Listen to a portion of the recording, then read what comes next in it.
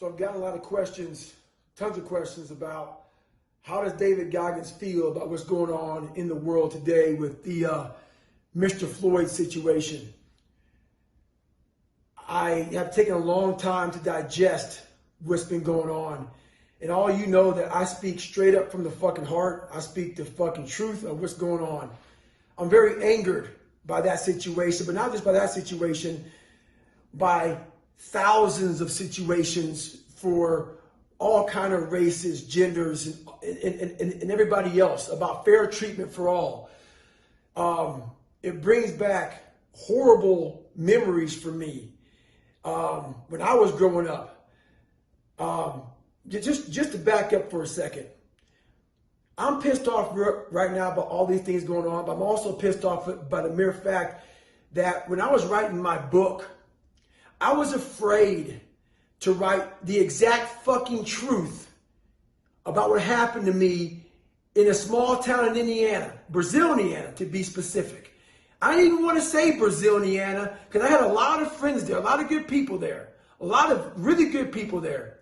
But there were a lot of fucking shitty people there too. And when I was writing my fucking book, I went back to make sure every story was true and every story was fucking accurate. And a lot of white people acted like they forgot what happened to me. A lot of white people said it never did happen to me. And they went on social media saying this never happened to David. So I want you all to Google Brazil, Indiana. And where's that place at that I burned that cross 10 minutes from my house? I'm blanking on the name of the town. Anyway, I'll show a picture of it here maybe soon. But it's in the book. The cross burned in 1995, 10 minutes from my fucking house. So I'm going to share with you a few stories that happened to me. And then I will tell you more. So stories that I can have people who were there to confirm these stories, I will share some with you. Growing up in Pizza Hut, somebody's father went into Pizza Hut, nothing but white folks in there, and said, I don't ever want to see you sitting with this nigger. Okay? Next story that happened to me. I'm sitting there, got my car, brown Chevy Citation. Piece of shit car, but it was mine. I come out of school, nigger, we're going to kill you, spray paint all over the fucking car. Next story that happened to me. Spanish class. I'm a fucking junior in high school in Spanish class. We kept our Spanish notebooks in the school. So I come back, I'm in Spanish class, open the notebook up, and there's a drawing on the front cover of the fucking book that has me stick figured hanging from a fucking noose saying, nigger, we're going to kill you. Okay? Next story I'm going to tell you right now is me and my cousin walking down the street in Bulls and Lakers jackets. 3 white people pull over in the truck, pull a gun out on me and my cousin, call us niggers, and threaten to kill us. So these are a few stories I'm going to share with you.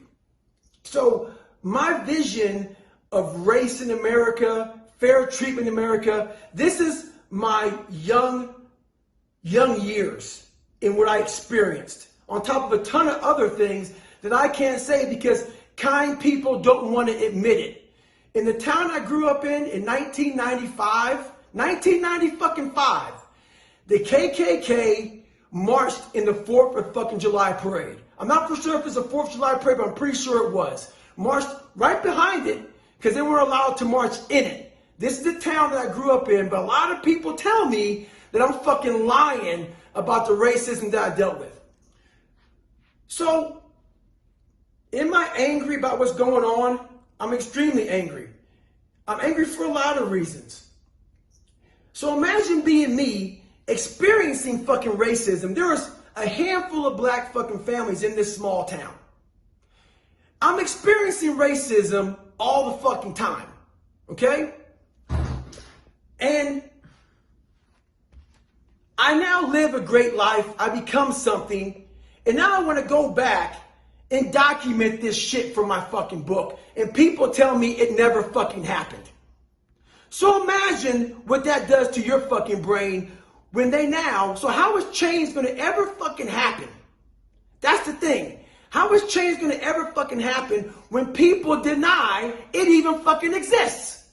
And this has happened the majority of my life. In the military, while I had a lot of great friends, I happened to choose jobs where there was very few African Americans in the job. It wasn't fair all the time. And you feel alone. That's why in the book I talk about the only. The only isn't just about black. It could be whatever situation you're in. You feel alone. So now, let me back up. In high school, I lost my fucking mind and I became pretty much all about watching Malcolm X. Didn't like white people, was truly angered. But then as I started getting older, I had learning disabilities, all kind of shit I deal with. Tried to get in the military. The people that helped me get in the military were white men. Scott Guerin was one of them. Then I get in the military, have more issues. Get out, try to be a Navy SEAL. The only reason why I was able to get through SEAL training was because a guy named Steve Wazowski, Navy SEAL, allowed me to go through 3 Hell Weeks. It's not allowed in the time frame I went through them. White man. I have several stories. So I'm an angry black man. And I have all these stories of all these white men who helped me get to where I'm at today. I have a great book out there right now, New York Times bestseller. So millions of copies of this book. And guess who helped me do that? A white man. Joe Rogan. So as I'm getting older and I'm seeing these sides, I grew up in a town that, once again, not everybody was bad. Some great teachers, some great people, but a lot of fucking racism. A lot of racism there that people don't want to still today admit happened. And then I come over here, where in all the big movements of my life, from the military to SEALs to a book to growing up, a white man helped me get to where I'm at today.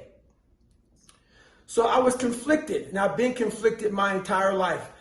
I don't like to talk about racism.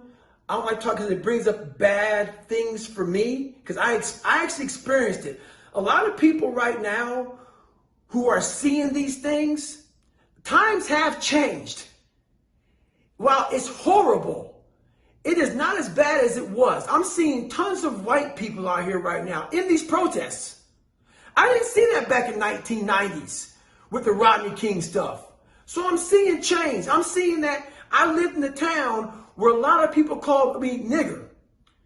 But then again, I look back and I see my social media has 2.7 million followers, and I say 80% of them are white. And they're following a black man. They're getting motivated by a black man. They're finding drive from a black man. So all these things are happening right now. They make me seriously angry. But the only change, and I hate to fucking say this, this irritates the shit out of me to even say this.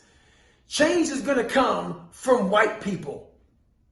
White people will be the ones that cause all of this to change.